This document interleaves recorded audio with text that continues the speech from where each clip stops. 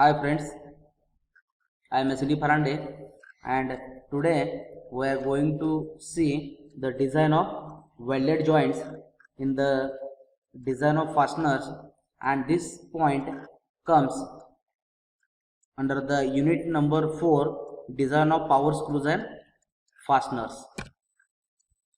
Today we are going to see the welded joint, what is a welded joint and what are its advantages and disadvantages, what are the types of welded joints. These types of welded joints we seen in the drawing subject in last year. Next we will see strength of transverse and parallel fillet weld, which is important from the design point of view of the welded joints, and axially loaded symmetrical welded section, which condition is followed or which design procedure is followed for the axial loaded symmetrical welded section. And last we will see one problem on the welded joint. Let's start.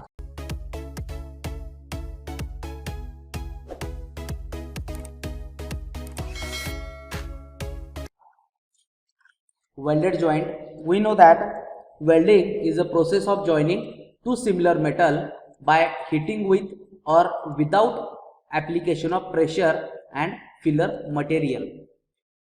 Welded joint can be used an alternative to riveted joint. जे riveted joint आहेत, जे fasteners आहेत, त्याला एक पर्याय म्हणून आपण welded joint use करत असतो. आणि वेल्डेड जॉइंट मध्ये आपण काय करत असतो, दोन जे मेटल आहेत ते एकमेकाला जॉईन करत असते.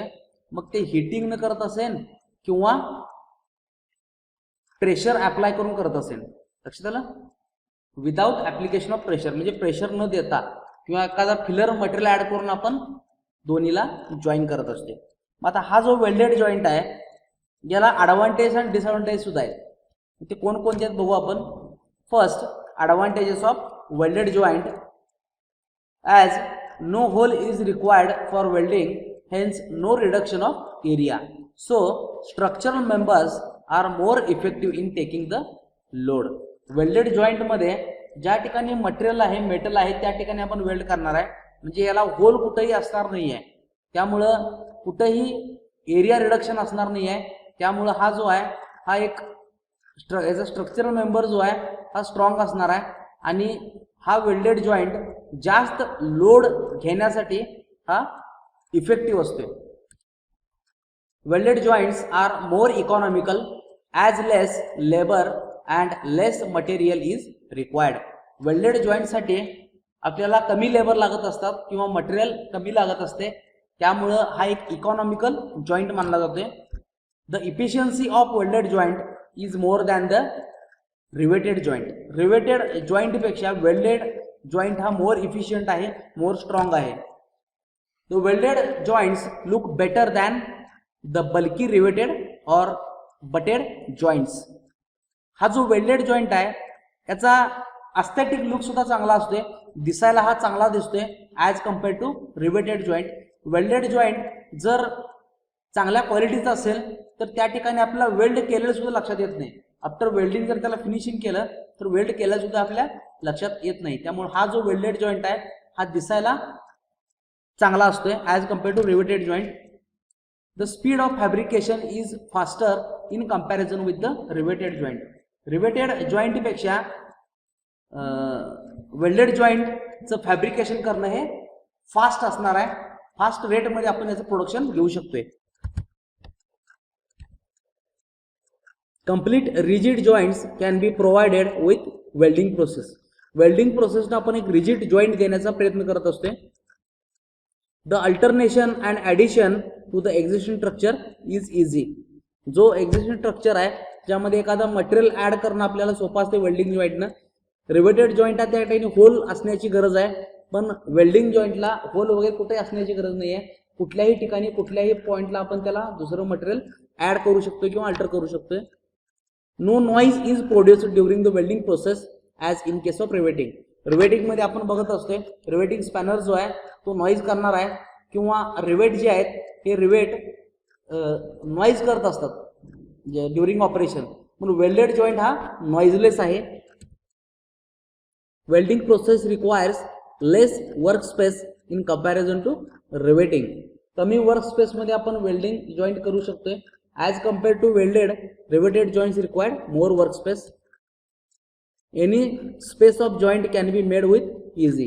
कुठल्याही ठिकाणी आपण हा जॉईंट इझिली तयार करू शकतोय. These are the advantages of welded joints. Let's see what are it's disadvantages. आता याचे फायदे आहेत म्हणल्यानंतर तोटे सुद्धा असणार आहेत. पहिला आहे welded joints are more brittle and therefore their fatigue strength is less than the members joint. Welded joint हा जो आहे हा एक ब्रिटल जॉईंट असतोय, त्यामुळं या वेल्डेड मटेरियलचं जो काय फटीग स्ट्रेंथ आहे हा त्या मेंबरपेक्षा कमी असणार आहे. ज्या दोन मेंबरला जॉईन केलं आहे वेल्डिंगनं त्याच्यापेक्षा त्या वेल्डिंग मटेरियलचं फटीग हे कमी असणार आहे, फटीग स्ट्रेंथ कमी असणार आहे. Next, due to uneven heating and cooling of the members during the welding, the welding members may distort resulting in additional stresses. आपण वेल्ड करत असतोय म्हणजेच काय करत असतोय, दोन मटेरियलला बाय हिटिंग आपण जॉईन करत असतोय. मग हे हिटिंग करत असताना ज्या मेंबरला आपण जॉईन करतोय त्या मेंबरचं डिस्टॉर्शन होण्याचे चान्सेस असतात. लक्षात कशामुळं, तर त्या हिटिंगमुळं. म्हणजे त्याच्यावर एक इनडायरेक्टली आपण हीट ट्रीटमेंट प्रोसेस करत असतोय ज्याच्यामुळं ॲडिशनल स्ट्रेसेस येण्याची शक्यता असते त्या मेंबरमध्ये. Skilled labour and electricity are required for welding. Welding करण्यासाठी एका स्किल्ड लेबरची गरज असते. रिवेट जॉईंट कुणीही टाईट करू शकतोय, लूज करू शकतोय किंवा रिवेटेड जॉईंट कुणीही करू शकतोय, पण वेल्डेड जॉईंटसाठी एका स्किल्ड लेबरची आपल्याला गरज असणार आहे जो प्रॉपर वेमध्ये वेल्डिंग करणार आहे.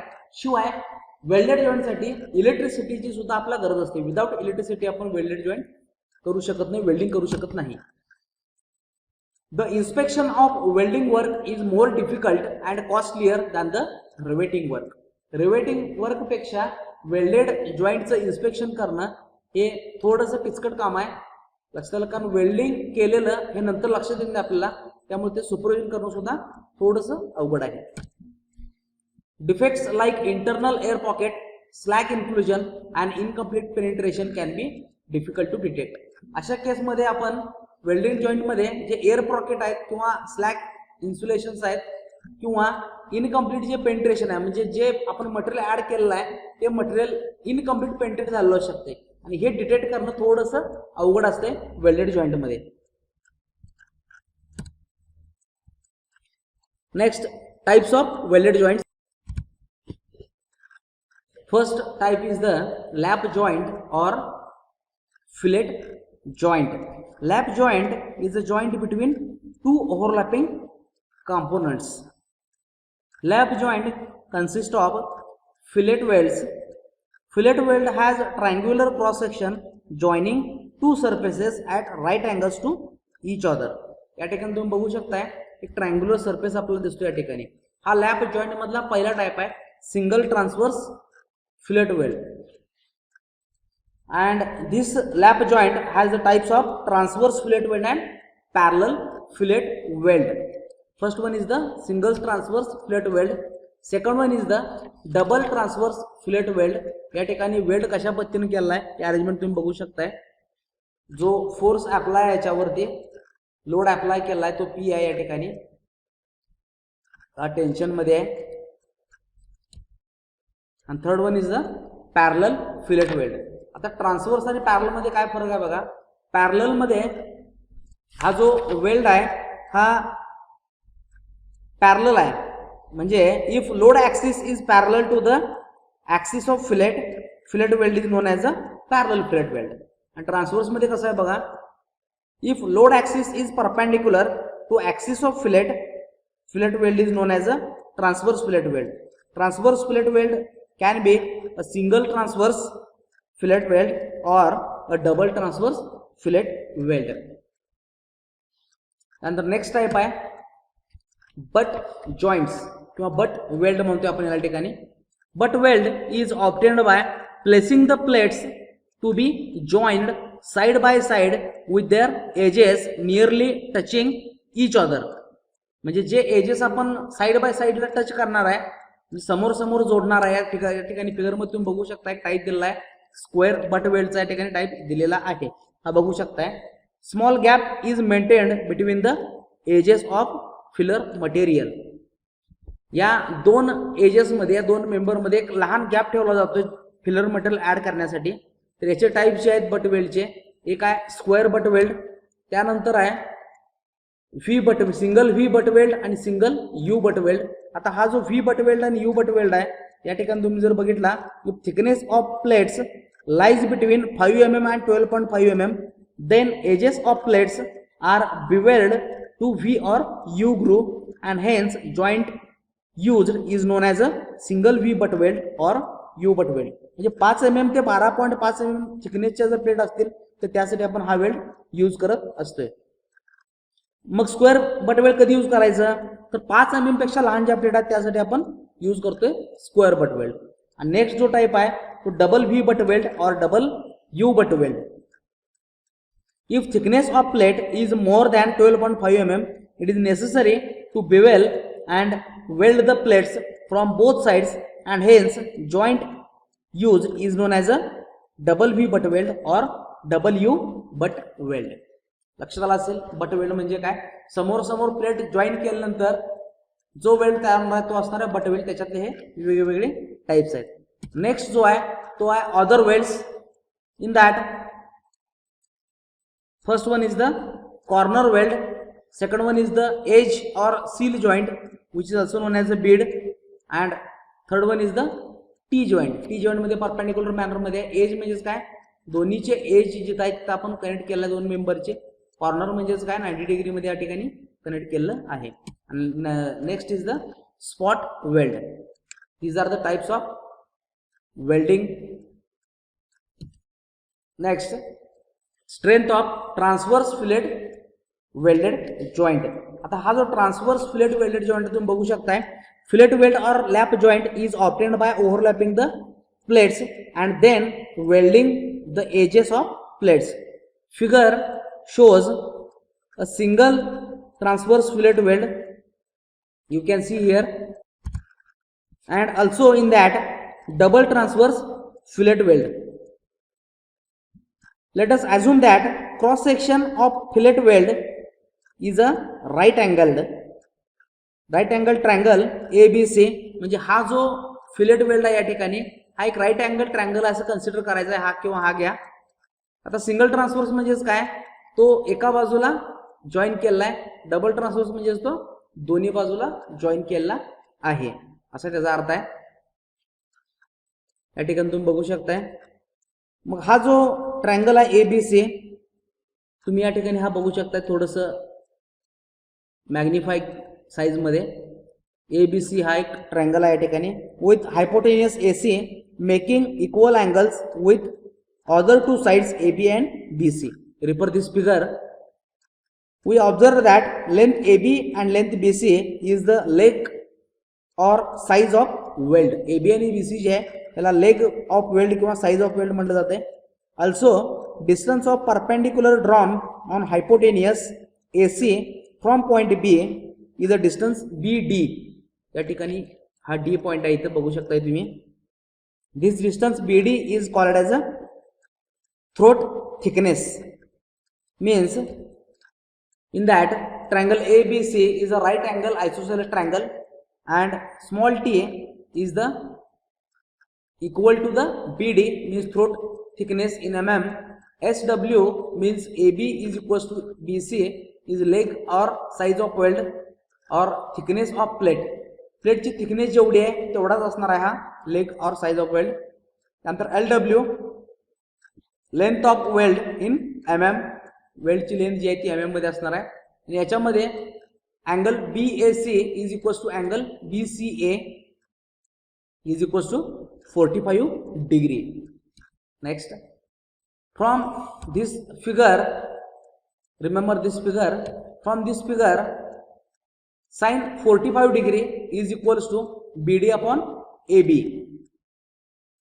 Means sin 45 is Sun 45 is 0.707 is equals to BD is T and AB is the size of the weld SW. Thickness of weld T is equals to 0.0707 size of weld means SW. This is equation number 1. The minimum area of the throat or weld are, आता या ठिकाणी हा thickness जो मिळाला आहे याच्यावरून आपण area calculate करणार आहे. हा किती असेल, area is equals to throat thickness into length of weld म्हणजेच T into LW means put the value of T 0.707 SW into LW. This is area of the weld. This is equation number 2. The failure of fillet weld is due to tensile force. कारण tensile force त्यावर act होतोय. The tensile stress induced in the fillet weld is given by the equation sigma T is equals to load upon area. Load means load is the P and area is the area of throat or weld. जो आपण मागच्या equation मध्ये find out केला तो area 0.707 size of weld into length of weld.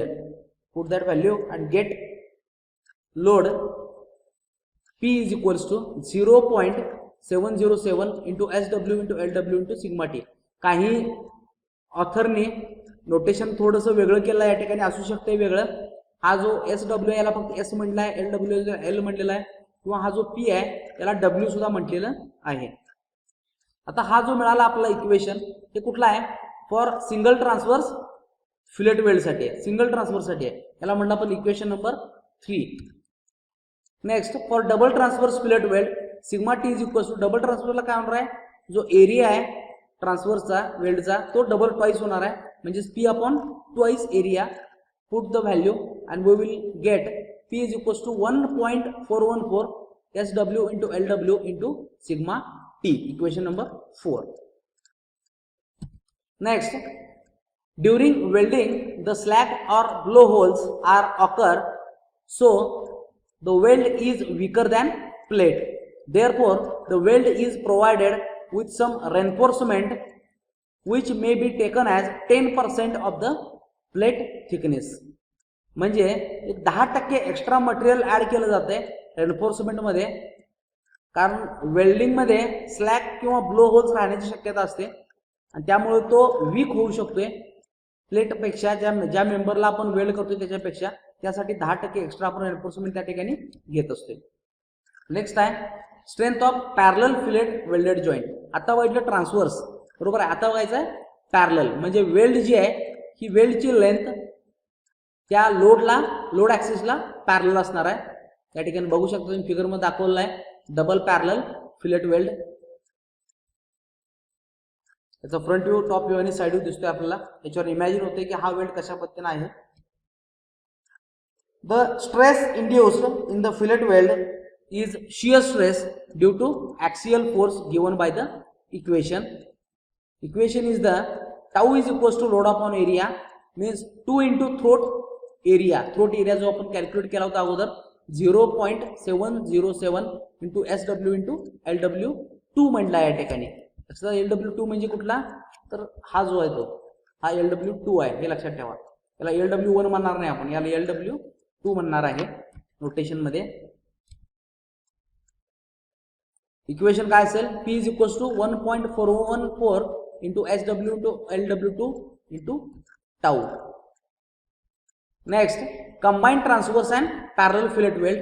In combination of parallel and transverse fillet weld म्हणजे parallel and transverse fillet weld जर एकाच मेंबरला आपण वापरला असेल तर त्यासाठी इक्वेशन काय असणार आहे स्ट्रेंथचं, the weld is subjected to tensile stress and shear stress due to axial force. म्हणजे टेन्साइल आणि शियर दोनला हा असणार आहे. तर त्यासाठी बघितला तर जो टेन्साइल स्ट्रेस आहे तो काय असेल, load upon area P divide by 0.707 into SW into LW1 means P is equals to 0.707 SW into LW1 into sigma T. Equation number 1. And shear stress is P upon 2A is equals to P upon 2 into 0.707 SW into LW2 and P is the 1.414 SW into LW2 into tau. This is equation number 2. The total strength of the weld is the equating equation 1 and 2. 1 आणि 2 ला equate ज्यावेळी करणार आहे त्यावेळी आपल्याला मिळणार आहे combined transverse and fillet वेल्डची स्ट्रेंथ. ती किती आहे 1.414 SW into LW2 tau plus 0.707 SW into LW1 sigma T. Next axial loaded symmetrical section. म्हणजे या ठिकाणी तुम्ही जर बघितलं एक सेक्शन आहे आणि हा ॲक्सियली लोडेड आहे, म्हणजे याच्या ॲक्सिसवरती फोर्स अप्लाय केला आहे आणि तो एका बाजूला एका प्लेटला आपण वेल्ड केला आहे. या ठिकाणी साईज ऑफ वेल्ड तुम्ही बघू शकता SW circular fillet weld subjected to axial load. यात जर बघितला consider rod is connected to a rigid plate by a fillet weld as shown in figure. Let small d is the diameter of the rod, small r is the radius of rod, P is the axial force and SW is the size or leg of weld. So weld section area A is equals to pi dt circumference into thickness. Maximum tensile stress sigma T is equals to load upon area. Area is pi dt means sigma T is P divided by pi d into SW into 0.707. And second is the rectangular cross section fillet weld. आता बैठा तो circular, या ठिकाणी फक्त आता काय change झालाय rectangular. Rectangular असल्यामुळे याला डायमीटर असणार नाहीये, याला लेंथ विड्थ असणार आहे. ती किती आहे LA आणि LB म्हणलेला आहे आपण.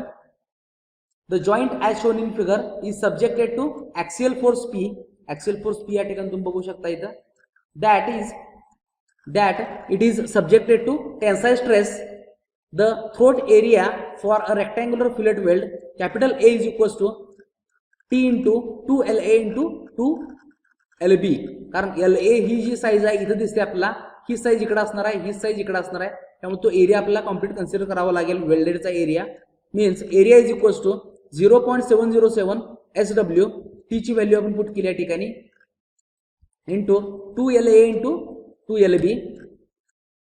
Direct tensile stress sigma T is equals load upon area. Put the value P divided by 0.707 SW into 2LA plus 2LB means sigma T is equals to P divided by 1.414 SW into LA plus LB. Two common घेतलं आणि याला multiply केलं आपण. एक problem बघायचा, एक simple problem या ठिकाणी. 2 steel plates 120 mm wide and 12.5 mm thick. जी प्लेट आपल्याला दिली आहे त्याची साईज पहिल्यांदा लिहून घ्यायची आहे, विड्थ दिलेली आहे, थिकनेस दिलेला आहे. थिकनेस म्हणजेच काय, जेवढा थिकनेस आहे तेवढी वेल्डची साईज असणार आहे. तो जेवण डाटामध्ये लिहून घ्या. Are to be connected together by double transverse fillet weld. Double transverse fillet weld वापरलाय, म्हणजे डबल ट्रान्सव्हर्स फिलेट वेल्डचा फॉर्म्युला आपल्याला या ठिकाणी यूज करावा लागणार आहे. The maximum tensile stress for plate and welding not to be exceed 70 newton per mm square. जो टेन्साइल स्ट्रेस आहे प्लेटचा तो 70 न्यूटन पर mm स्क्वेअरचा वरती असायला नको म्हणून सांगितलेला आहे. म्हणजे हा आपल्याला परमिसिबल स्ट्रेस दिला या ठिकाणी. Find the length of weld for maximum static loading. Maximum static लोडिंगला त्याची स्ट्रेंथ काय असणार आहे विचारलेलं आहे, म्हणजे आपल्याला P कॅल्क्युलेट करायचं आहे. Maximum load which the plate can carry is P is equals to area into stress. Area 120 into 12.5. जो आपला एरिया दिलेला आहे त्याचा तोच एरिया आहे तो या ठिकाणी बघू शकता. प्लेट वेट किती दिला 120 दिलेला आहे आणि प्लेट थिकनेस जी आहे ती किती दिली आहे 12.5 दिलेली आहे. म्हणजे P आपला किती मिळाला 105 into 10⁻³ Newton. For double transverse plate weld, double transverse plate वेल्डचा जो फॉर्म्युला आहे तो डायरेक्टली प्रॉब्लेम मध्ये पुट करायचा आहे. P is equals to 1.414 into SW into LW into sigma T. Value put करा, तुम्हाला या ठिकाणी लेंथ ऑफ वेल्ड मिळेल LW 84.86 mm. and last for reinforcement adding 12.5 mm to the weld length for starting and stopping. आपण 12.5 एवढं add करत असतो.